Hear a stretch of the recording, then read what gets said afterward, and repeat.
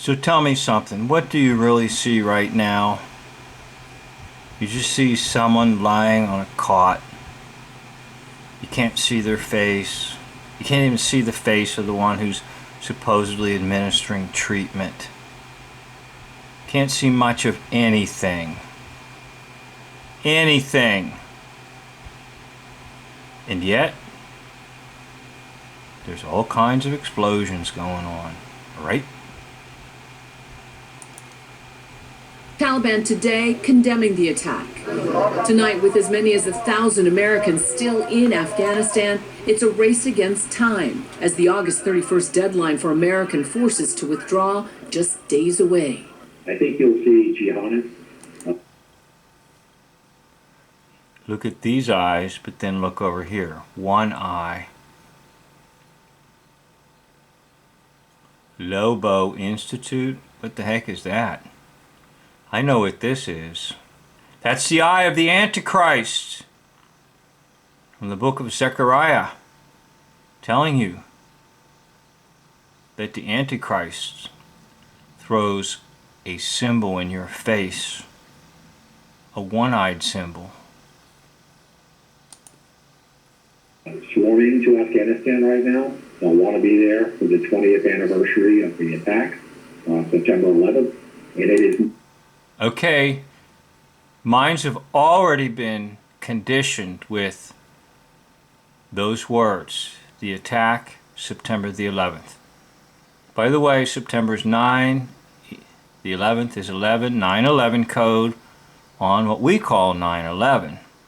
And 9/11 is always a death code. Okay, so he's invoking the death code, plus he's invoking and bringing up from your subconscious the embedded memory of New York City and Twin Towers coming down by controlled demolition.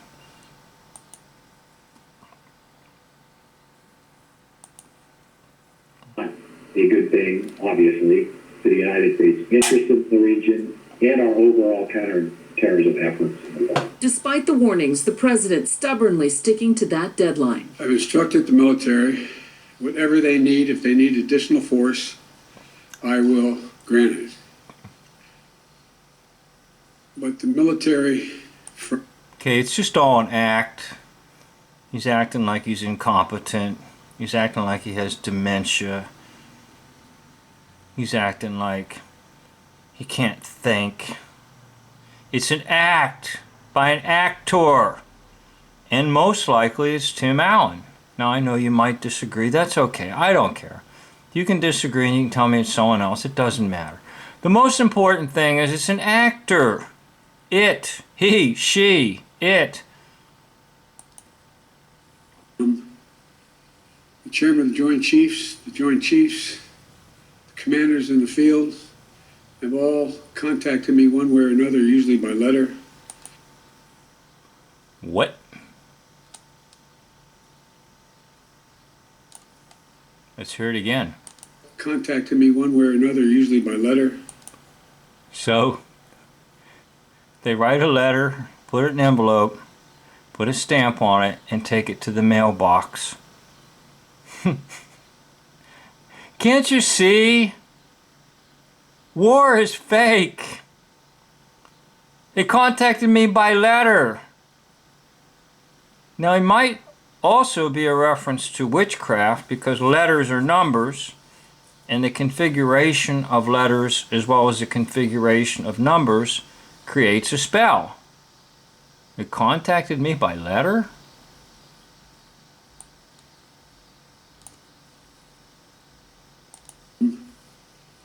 The chairman of the Joint Chiefs, commanders in the field have all contacted me one way or another, usually by letter, saying they subscribe to the mission as designed to get as many people out as we can within the time frame that is allotted.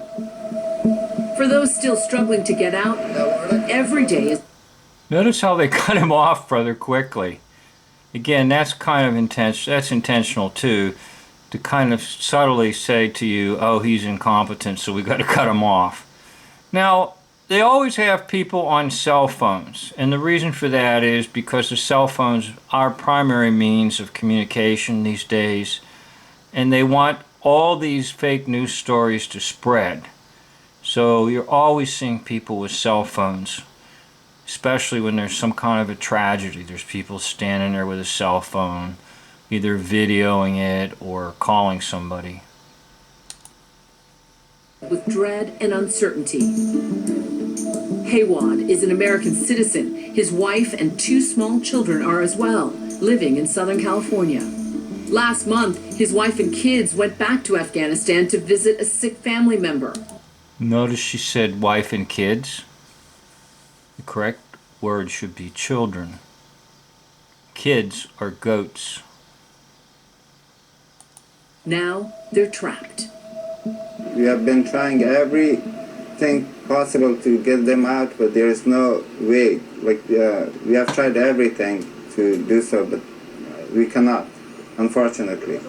My colleague Alex Prochet spoke to Haywad earlier today. They are in danger. The whole family is in danger. I'm afraid for their life. I may lose them, or they may die. Communication with them in Afghanistan. Tell me something. If you thought your loved one was going to die, would you look that way? Would you look so calm? Would you look so like, I don't care. This is just a script and I'm reading it. That's all it is. And has been a challenge, but Haywad and our team were able to speak to her today. So it's been very scary. It's very scary. It's very scary. It's very scary. Communication with them in Afghanistan has been a challenge, but Haywad and our team were able to speak to her today. So it's been very scary. So we were deciding to get to the airport today, and we're thankful that we didn't go. What is your plan now? Not know if the airport gates will be open tomorrow. We were hoping to get out of the country by August 31st, but now... Knock, knock, knocking at your door. Knock, knock, who's there? The chances is very low that the airport will be open. For Kelly McHugh Stewart, today's bombing and the lives lost is a horrible reminder. Okay, the number 10, 10. This goes 9, 10, 11. So 10 is the sort of deciding point if you're going to jump into the 9/11 code. And that's why you're looking at the number 10, because if anybody's trying to decide if they're going to jump into this full force and accept everything and believe that all these people are dying and people are going to get slaughtered and everything, 10 is the number. Because the next number is 11, and you go from 9 to 11. So this is put in there to try to win some people who are still not yet completely sold on their story, because they will get you into the 9/11 code, into their world of death. Legacy of the war. Gotten a knock on my door. I've learned I've had a family member killed in action, and it's Okay, the father was killed, and she looks really, really good, or he.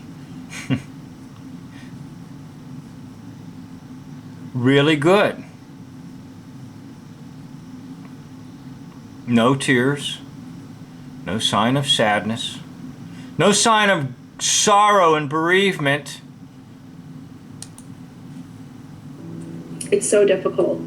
Her father, U.S. Army Colonel John McHugh, was killed by a suicide bomber. Okay, now most likely this is the lady and this is the man.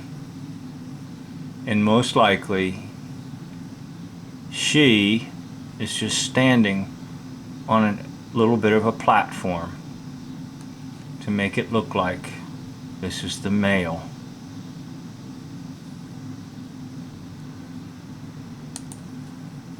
Kabul back in 2010. Today is not like the day for anger because it truly is just so devastating and sad. But over the past 2 weeks, Yeah, really devastating, really sad. Hey people, I've been around people that have been really sad. I've been around people who have been really devastated. And I'm going to tell you what, they do not look like this. They do not talk like this. They do not act like this. In fact, they would never go in front of a camera. In fact, if they did go in front of a camera, you would see half a dozen people right here with them. there has been a lot of anger. Since my dad's death, you go through the normal grieving process but then I started to get curious and wondered, what is this war for? What is our end game? What are we doing in Afghanistan? And no matter where I've looked. Okay, always notice the usage of we. What are we doing in Afghanistan? Cut yourself off. You're not part of a we game. You don't have the we game gadgets. It is simply you, yourself, me, myself, and I. Okay? I'm not including anybody's we. So I don't play we games. Don't you play them either, and you're going to have a healthy mind and a healthy life if you get out of the we game stuff. I could never find answers to those questions. Those questions echo the reason behind the president's decision to get out, that no more U.S. lives would be lost in this, the never-ending war. Never-ending war, and that is a goal of the New World Order called perpetual war. And if it's not some kind of a official war, it's an unofficial war. And if it's not a war on terrorism, it's a war on drugs, war on poverty, war on inflation. Perpetual war! And that's, of course, what terrorism does. There are no terrorists, but because there are pretend terrorists, it is a state of perpetual war. And notice, once again, we're back to sirens. They love sirens, and the sirens, you've already been conditioned by them, so you go along with it. If there's a siren, it must be dangerous, it must be an emergency. The overwhelming worry that this bombing won't be the last attack. Okay, what do you see? Here's a dude with a phone.